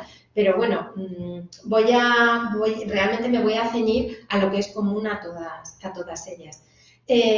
No voy a hablar de la metodología de un deslinde porque ahí sí que realmente hay grandes diferencias dependiendo de la documentación de partida de la que se disponga, de cómo se han venido ejerciendo las competencias por los ayuntamientos, de otras actividades que se hayan podido desarrollar. Entonces, bueno, realmente cada deslinde es un mundo y no... pero eso sí, tiene sobrepasado el punto de la recopilación y el análisis de la información inicial, luego toda la parte topográfica viene a ser similar. La fase 0 para nosotros, evidentemente, es la resolución de la Dirección General de Administración Local por la que se acuerda el inicio de las actuaciones de replanteo, porque, como he comentado, realmente el competente en la materia es la Dirección General de Administración Local. Luego tiene que ser ella la que nos indique al IECA, bueno, pues que es el momento de iniciar ese estudio de replanteo. Anualmente establecemos una planificación conjunta pero no quita para que en algunos momentos pues haya una urgencia, entonces haya que acudir a solucionar ese problema en concreto. Bueno, podemos diferenciar 5 fases hasta que en la última elaboramos nuestro informe de replanteo. La primera fase, pues, bueno, voy a empezar por el objetivo, que aunque lo he repetido a lo largo de toda la presentación, pues no está de más una vez más. El objetivo es dotar de coordenadas precisas los puntos de amojonamiento y digitalizar los tramos que componen la línea límite, con la gran ventaja de que ahora las coordenadas obtenidas para los puntos de amojonamiento son en ETRS 89, un sistema geodésico de referencia global que supera todos aquellos problemas del siglo XIX en que realmente los sistemas de referencia eran locales, municipales y generaban grandes problemas e incertidumbres. Para lograr este objetivo, pues, ¿qué es lo que tenemos que hacer? Pues primero de todo, recrear los trabajos técnicos que realizaron las brigadas de topógrafos en aquellos años. Tenemos que reconocer in situ los lugares descritos en el acta y después trasladarlos a la realidad territorial actual. Como comentaba, fase 1, recopilación y análisis de la información inicial. Lo primero de todo es el acta de deslinde o el título jurídico que da soporte a esa línea límite. Luego ya pasamos a tener una serie de información técnica, como son los cuadernos de campo, con todos los levantamientos topográficos de la brigada, o las planimetrías y altimetrías de los términos municipales que se realizaron con motivo de la primera edición del Mapa Topográfico Nacional. Entrando en detalle en las actas de deslinde, bueno, pues aquí hay un ejemplo, ¿no? Como ves, el 80% de las actas de deslinde que se disponen se redactaron entre 1870 y 1899. Realmente son descripciones literales, tanto de la ubicación del mojón, del propio mojón, como de cómo se va de un mojón a otro, es decir, de cómo transcurre la línea límite. En casos excepcionales aparecen algunas medidas que pueden ser, bueno, distancias entre mojón y mojón, incluso con un poco de suerte pues dan hasta ángulos y en el mejor de los casos pues dice que la línea entre mojón y mojón transcurre en línea recta, con lo cual, bueno, pues es el caso más fácil, más sencillo y el que lógicamente más nos gusta. Un punto importante, un dato importante que queda recogido en las actas de deslinde es que al final del acta debía de firmar, bueno, además de la brigada de topógrafos, pues debía de firmar bien en positivo o en negativo los representantes de los ayuntamientos. Firmando en caso positivo, pues listo, la línea está acordada y no ofrece mayor problema. Si firmaban en caso negativo, era ya cuando estamos en un problema en el que realmente esa línea no había quedado deslindada. ¿Qué ocurre? Que la brigada de topógrafos siempre daba solución a la línea límite, siempre. Aunque solamente fuera a efectos cartográficos o a efectos catastrales, tal como se lo indicaban las leyes de 1870, del 89 y del 96, en la que, bueno, se instaba a eso, a que había que solucionar desde el punto de vista catastral y desde el punto de vista cartográfico para que figuraran en la primera edición del Mapa Topográfico Nacional. Con lo cual, por eso, siempre tenemos una gráfica, una geometría de todas y cada una de las líneas límite, aunque estas no hayan sido acordadas. Los cuadernos de campo, bueno, pues como comentaba, realmente los que se desplazaban al campo y acompañaban a la comisión del deslinde a lo largo de todo el transcurso de la línea límite, pues unos meses después, normalmente unos meses después, a veces unos cuantos años después, pues se vuelven a desplazar al mismo lugar, van recorriendo la línea límite y van realizando medidas sobre aquella descripción literal que quedó recogida en las actas. Realmente estos son los cuadernos de campo, son los que a nosotros nos van a facilitar el cálculo, lógicamente, ¿no? Con los que objetivizan el trabajo, pero nunca se puede perder de vista que el documento jurídico realmente es el acta. Entonces, si hay una incongruencia, una inconsistencia, o incluso a veces una incompatibilidad entre el cuaderno de campo y el acta de deslinde, pues lo que va a primar siempre va a ser el acta de deslinde. Tenemos mucha información complementaria, que como comentaba son, por ejemplo, las planimetrías y las altimetrías, que se hacían de todo el término municipal y se hicieron para la primera edición del Mapa Topográfico Nacional. Aquí hay un ejemplo, vamos, una ampliación de una de las altimetrías para que veáis la gran riqueza que tiene este documento levantado a mano, ¿no? Donde, bueno, no sé, quizá no se vea muy bien, pero aquí están recogidas todas y cada una de las estaciones del cuaderno de campo, tiene un montón de anotaciones. Entonces, esto nos ayuda mucho a interpretar el cuaderno de campo, incluso a ponerle cara, digamos, a las actas de deslinde. Esto, bueno, es un ejemplo de las planimetrías, donde veis también el gran detalle que había tanto de los caminos internos como de los distintos cortijos, las aldeas, en fin, que esto nos va enriqueciendo y nos traslada a aquella realidad territorial de finales del siglo XIX. Bueno, este es otro ejemplo, vamos a pasarlo. En esta fase de recopilación y análisis, bueno, pues prestamos mucha atención a todo lo que nos puede ayudar a reconstruir aquella situación, ¿no? Pues las instrucciones técnicas del IGN de 1878, en 1907 y 1920, como he comentado que las actas son mayoritariamente de finales del XIX, estas redactadas en el siglo XX afectaron muy poco. Tenemos también la red de triangulación municipal, las reseñas y las coordenadas de los vértices de triangulación. Bueno, y para nosotros es fundamental el vuelo americano de 1956, porque aunque el tiempo transcurrido entre finales del 19 y 1956 es mucho, realmente el cambio que se produjo en el territorio fue mucho menor que el que se ha producido de 1956 hasta aquí. Entonces, nos ayuda en muchos casos a seguir las lindes de fincas, a encontrar restos de cortijadas, en fin, que nos sitúa bastante. Luego, por supuesto, bueno, toda la cartografía y las ortofotos actuales y, bueno, igual, como digo aquí, cualquier otra que pueda resultar de interés. Aquí tenemos, por ejemplo, una primera edición del Mapa Topográfico Nacional 50.000. Esto es una recopilación de, bueno, esta zona, una línea límite que estudiamos, ¿no? En esta zona del meandro del río, bueno, pues los distintos, este es el fotograma, los fotogramas de 1956, ¿no? Las distintas, cómo ha ido evolucionando el terreno a lo largo del tiempo. Y aquí tenemos, bueno, la misma zona de la primera edición del Mapa Topográfico Nacional.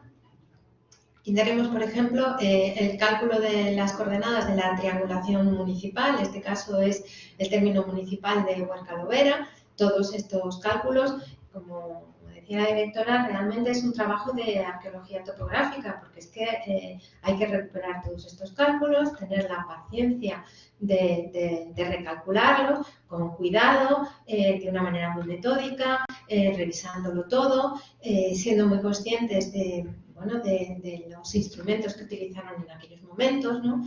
Y bueno, es un trabajo laborioso, muy laborioso.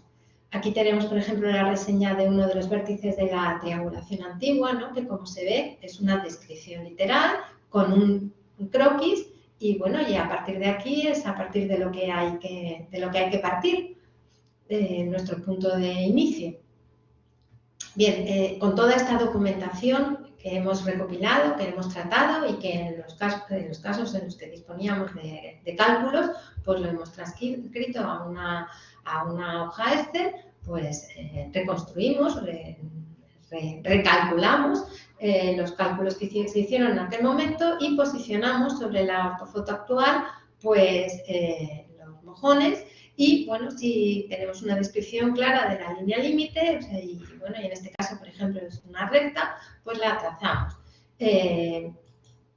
También posicionamos estos mismos datos sobre el vuelo de 56, pues para ver si alguno de los puntos de apoyo de los que hablaban en los cuadernos topográficos o incluso en el acta, cuando dice desde este mojón se ve la torre de la iglesia de no sé qué, o se ve la torre del cortijo de, pues tratamos de localizar todos esos puntos de referencia que se citan. Al situarlo sobre la orto de 56, pues es más fácil que sobre esta orto se localicen cortijadas que a lo mejor de 56 hacia aquí pues han desaparecido completamente. Una vez que tenemos ya este trabajo previo en gabinete, que hemos diseñado el trabajo de campo, bueno, pues nuestra brigada de topógrafos sale al campo en otras condiciones, pero rehace el mismo trabajo que hicieron en aquel momento los topógrafos. Acta en mano y coordenadas obtenidas, cartografía en mano y fotografía aérea en mano, pues va recorriendo la línea límite intentando localizar los mojones y una vez localizados los mojones, pues con la descripción contenida en el acta se comprueba si tanto el mojón encontrado, localizado, como la descripción del lugar es acorde a lo que quedaba recogido en el acta. Si es así, bueno, pues se van realizando la toma de datos con técnicas GNSS para ir documentando nuestro trabajo. Si es posible y es necesario, bueno, pues se visitan también los puntos de apoyo y de control e igualmente lo que se hace también es observaciones GNSS. En algunos casos tenemos suerte, como por ejemplo este mojón, ¿no? En el que, bueno, como veis es un mojón estupendo en el que además había quedado grabada que es un mojón 3T, o sea, esto es una joya que, bueno, no es precisamente lo más frecuente. Una vez terminada el trabajo de campo, o sea, una vez que, bueno, el equipo de campo, formado por 2 topógrafos, ha recorrido toda la línea límite, ha ido buscando todos y cada uno de los mojones, ha ido realizando las observaciones de campo, bueno, pues volvemos a gabinete y hay que recalcular los itinerarios con los datos obtenidos de las mediciones, ¿no? Entonces, una vez que se reajusta en gabinete, pues se posicionan esos datos obtenidos sobre la cartografía, se digitaliza la línea entre mojón y mojón, tal como queda descrita en el acta. Normalmente lo que más ayuda, como he comentado, es el vuelo de 56, donde todavía pervivían muchos de los linderos, de los caminos, de las sendas y que, bueno, que nos ayuda mucho más a plasmar aquella realidad. Hacemos una ficha, una reseña de cada uno de los mojones con su foto en el caso de haberlo encontrado y un pequeño croquis de la zona y la descripción del mojón y, bueno, las coordenadas precisas. En la página web del instituto tenéis acceso a toda la documentación y a todo el proyecto donde, bueno, podéis ver los resultados que obtenemos de las líneas límite. Y creo que tengo que dar paso a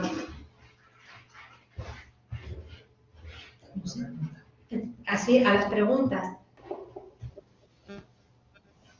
Bueno, pues nada, buenas tardes. Una vez que ya hemos terminado las 3 presentaciones tan interesantes que nos han compartido hoy Javier, David y Cristina, pues vamos a pasar a la fase de responder las consultas que habéis hecho aquí en el chat durante estas presentaciones. Algunas de las consultas ya se han contestado en el chat, las ha ido contestando David Fernández. Entonces, yo voy a ir leyendo las que han quedado todavía sin la respuesta. Entonces, bueno, la primera de ellas es esta para Javier Villarreal, de María Ángeles, donde puedo encontrar los ficheros RIMES de las estaciones compartidas con el IGN. Y también pregunta ella si en el gráfico de cobertura de solución de red VRS se veían zonas del territorio andaluz sin cubrir, si puede usar RAP en estas zonas. Bien, en cuanto a los ficheros RINES de las estaciones compartidas con el IGN, la totalidad de los ficheros RINES de la totalidad de las 22 estaciones de la RAP se encuentran en nuestro servidor y se accede a ellos desde el portal web. En la pestaña de descarga de ficheros RINES están accesibles. Y el resto de las 13 estaciones que hemos incorporado recientemente y que completan la red, esas 13 estaciones, por no duplicar ficheros, lógicamente no tendría sentido, están accesibles en los servidores del Instituto Geográfico Nacional. Y en la página web, en la parte de abajo, en nuestra página web, en la zona de descarga, se especifica la dirección URL donde se pueden conseguir, tanto por FTP como por el servidor de descarga que viene y las estaciones para las que es necesario. En cuanto a cobertura de la solución VRS, efectivamente, cuando está fuera del perímetro de la zona que se marcaba en el mapa que mostré, aproximadamente, no se pueden usar puntos de montaje de solución de red VRS e IMAX. Y se puede usar perfectamente la RAP, tiene cobertura en esa zona, pero accediendo a puntos de montaje en cercana o en selección de red. Selección de estación, perdón, selección de estación específica. Y de esa forma se puede usar como explicó antes David. Sí. Pues muchas gracias, Javier. A ver, tengo algunas preguntas también para Cristina Caturla. Juan Parejo nos pregunta si las líneas de costa no son competencia del Ministerio de Transición Ecológica. No, las líneas de costa son competencia del Instituto Hidrográfico de la Marina. No, en este caso, el Ministerio de Transición Ecológica no. Eso sería el dominio público marítimo terrestre, pero no, aquí estamos hablando de la línea de costa. Vale, gracias, Cristina. Y otra pregunta de Amadeo Aparicio. Quisiera saber si las líneas límites recalculadas son comunicadas a Catastro y lo sean o no lo sean, si Catastro tiene obligación de actualizarlas. Las líneas son, conforme van siendo en firme, van siendo comunicadas a la Dirección General de Catastro. Obligación de incorporarlas, bueno, yo entiendo que deberían de incorporarlas. Lo que pasa que sí que es cierto que la cartografía catastral tiene otra finalidad diferente y, por tanto, bueno, la van incorporando conforme van considerando oportuno. Sabemos que están haciendo el esfuerzo, pero hay que tener en cuenta que cada vez que incorporan una línea límite nueva y modifican la geometría, tienen que iniciar un expediente de alteración y de modificación de parcelas de todas aquellas parcelas que se ven afectadas por esa línea límite. Entonces, es un volumen de trabajo pues que realmente les cuesta mucho abordar al mismo ritmo que vamos todas las comunidades autónomas generando líneas límite nuevas. También en esta línea de relación de las líneas límites municipales con el catastro, María Ángeles Pulgar nos consulta que si catastro tiene un límite municipal que no coincide con el recogido en el proyecto de delimitaciones, ¿cuál debe utilizarse? Y también María Ángeles nos pregunta ¿cuánto tiempo se dedica al replanteo de una línea límite? Pues vamos, hay que utilizar sí o sí la línea límite oficial, o sea, la que se ofrece a través del proyecto de límites municipales y que es también la que está recogida en el registro central de cartografía. Eso sin duda. Y ahora, respecto al tiempo que se dedica a una línea límite, bueno, pues realmente son trabajos muy cuidadosos porque vienen a ser 2 o 3 días de gabinete previo. Para una línea simple, pues pueden ser 2 o 3 días de trabajo en campo y luego otros 3 o 4 días de trabajo en gabinete para cerrarla completamente. O sea que realmente cada línea límite vienen a ser aproximadamente 2 trabajos de 2 técnicos al 100%, que es una dedicación importante. Bueno, y nada más. Yo creo que no tenemos más preguntas, aparte de las que ya se han ido respondiendo en el chat.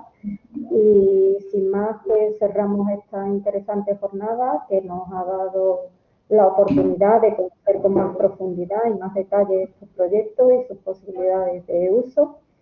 Agradecemos a los asistentes su atención, a los ponentes su participación y a los compañeros de los servicios de difusión y de informática su implicación para que esta jornada haya transcurrido sin ningún imprevisto en su operativa y en sus gestiones técnicas.